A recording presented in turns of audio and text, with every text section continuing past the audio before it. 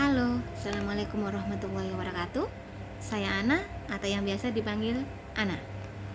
Di video saya kali ini saya akan membahas tentang bagaimana sih rasanya ketika tahu waktu pertama hamil dan juga pada waktu pertama keguguran. Jadi saya akan bercerita. Saya menikah 2010 dan di tahun 2020 baru saya dinyatakan hamil. Artinya ada jeda waktu 10 tahun di mana saya menunggu buah hati. Bagaimana respon saya ketika saya ketahuan hamil atau ketika hasil tes pack-nya positif?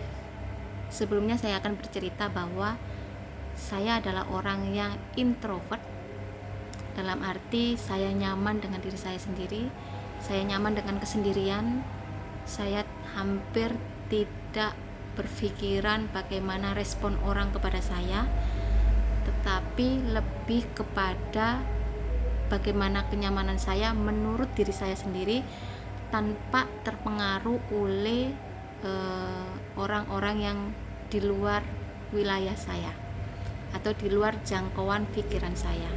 Dalam hal ini di luar tubuh, pikiran, dan juga badan saya. Jadi waktu itu kurang lebih tanggal 3 Januari 2020 saya coba tes pack dan ketahuan hamil. Pada waktu itu saya sempat menyembunyikan kabar itu 2 hari dari suami. Setelah itu saya bercerita bahwa Habi, Nana positif. Positif? Iya, Nana kayaknya sedang hamil gitu. Oke gitu. Jadi respon kita memang dua orang atau dua pribadi yang sama-sama datarnya sebenarnya. Setelah itu kegiatan berjalan sebagaimana mestinya. Saya bercerita pada waktu itu karena saya membutuhkan teman untuk mengantarkan saya kepada bidan desa untuk mengecek kehamilan tersebut. Pertama ngecek, mungkin orang di luar kita yang berasa terharu gitu. Setelah penantian 10 tahun gitu istilahnya kan, dan kita ya oke, sekarang berarti waktunya hamil gitu. Respon kita sebatas sejauh ini nggak ada yang respon wah gimana terus terharu gitu, enggak. Jadi datar dan kita menerima dan kita bersyukur pada waktu itu. Sampai berjalannya waktu, sekali, 2 kali, atau dalam arti sebulan sekali kita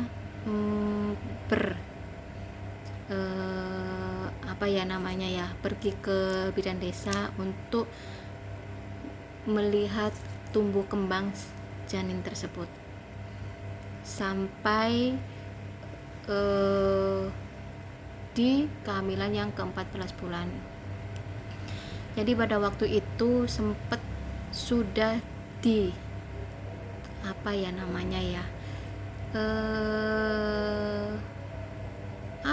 orang kalau hamil 4 bulanan gitu loh, maksudnya 4 bulan hamil. Jadi waktu itu kalau nggak salah hari Kamis kita ke dokter. Ternyata pada waktu kita ke bidan desa, pada waktu hari Kamis itu adalah sudah minggu ke-14. Pada waktu hari Kamis itu kita ketahui atau dokter memberitahukan bahwa sudah tidak ada detak jantung si janin.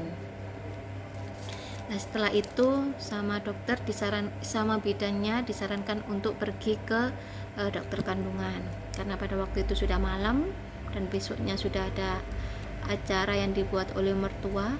Dalam hal ini acara 4 bulanan gitulah, saya lupa namanya apa.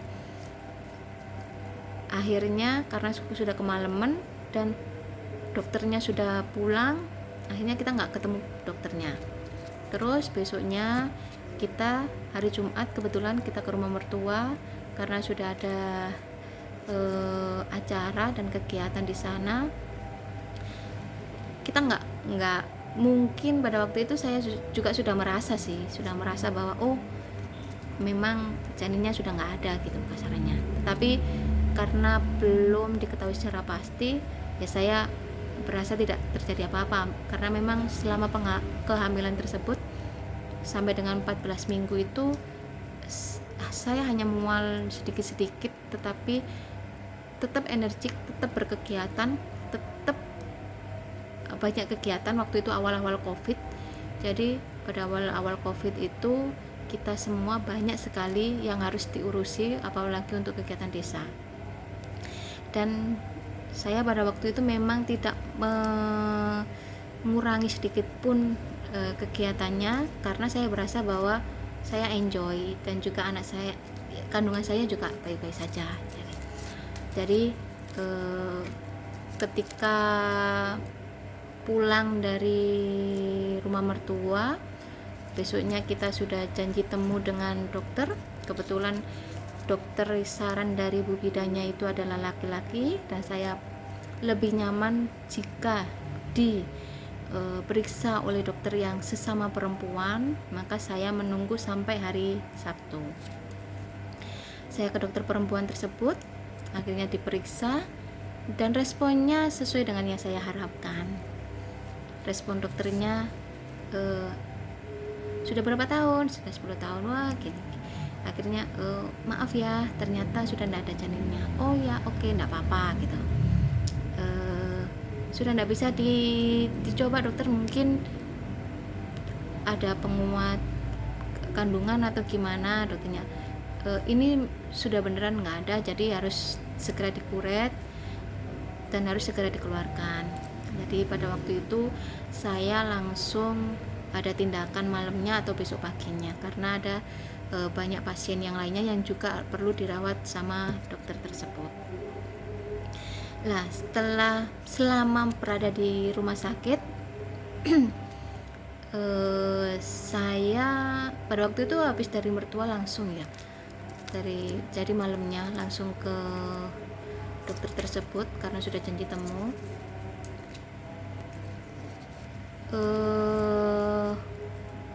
Saya tidak memberitahukan keluarga atau siapapun, jadi di situ hanya saya dan juga suami. Untungnya pada waktu itu memang musim COVID, awal-awal musim COVID, jadi agak seram lah istilahnya itu, karena rumah sakitnya sudah mulai dibatasi, tidak boleh ada orang yang berkunjung. Itu juga menyenangkan buat saya, karena pada waktu seperti itu saya hanya perlu berdua dengan suami. Saya tidak mau ada orang luar atau ada orang di luar kita, dalam hal ini di luar saya dan suami, yang membuat atau memberi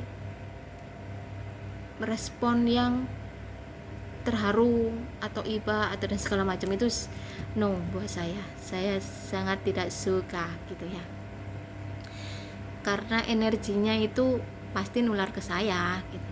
Jadi saya bersyukur pada waktu itu kejadiannya adalah di musim COVID.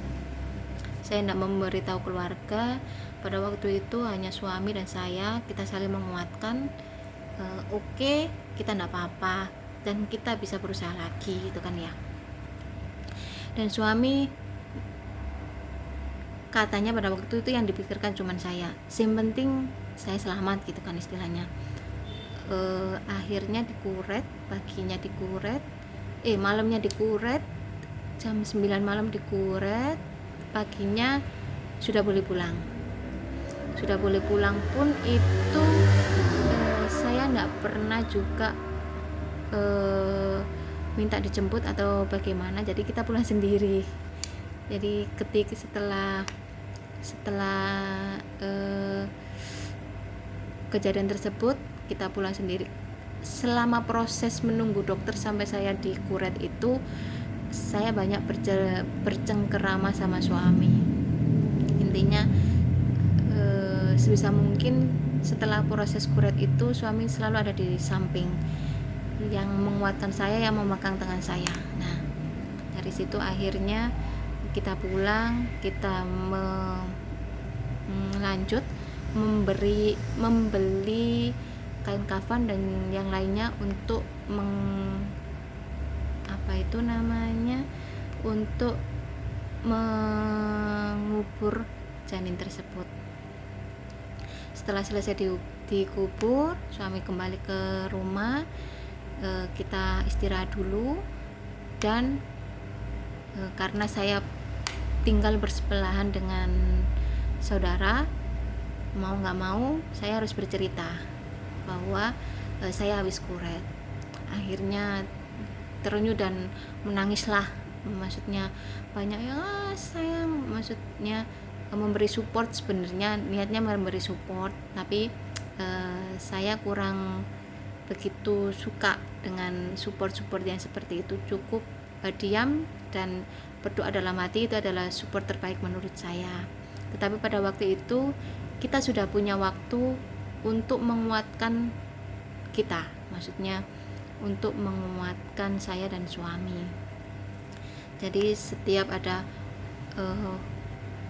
celetukan yang mungkin menyesakkan gitu, sudah ndak ada feedback, kita sudah ndak memikirkan lah istilahnya, atau kita sudah selesai di situ. Maksudnya kalaupun ada kata-kata kurang dijaga dan gini gitu, atau kurang apa, yang intinya terkesan untuk menyalahkan kita, itu kita sudah siap dan kita sudah no respon. Walaupun kata-katanya itu mungkin menyakitkan, tapi kita sudah saling menguatkan diri. Tetapi yang tidak saya sadari pada waktu itu adalah imbas dari habis kuret tersebut, saya sempat 2 hari 2 malam mengalami ketakutan untuk tidur, karena setiap saya terlelap 5 menit setelah saya terlelap itu saya selalu tindien seperti yang nindi saya itu adalah kayak musuhnya Gon, yang jadi penolongnya Gon. Siapa ya namanya ya, yang kayak apa itu, laba-laba atau serangga itu loh. Ini bukan Niterus, siapa gitu loh, lupa saya. Pokoknya musuhnya Gon yang jadi kayak kucing, yang itunya kucing, dan menjadi penolong Gon pada waktu Gon sebelum menjadi raksasa. Itu selalu hadir dalam mimpi saya setiap saya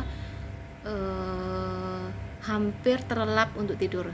Jadi selama 2 hari itu saya mengalami ketakutan untuk tidur.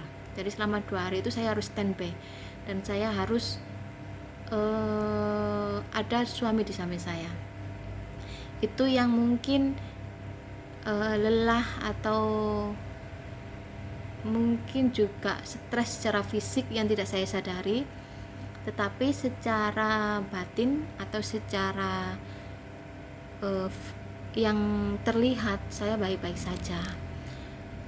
Dari situ akhirnya setelah kejadian tersebut usai, istilahnya setelah 2 hari kita sudah biasa dan saya sudah mulai bisa istirahat, tetapi juga setelah itu kegiatan banyak lagi, alhamdulillahnya seperti itu.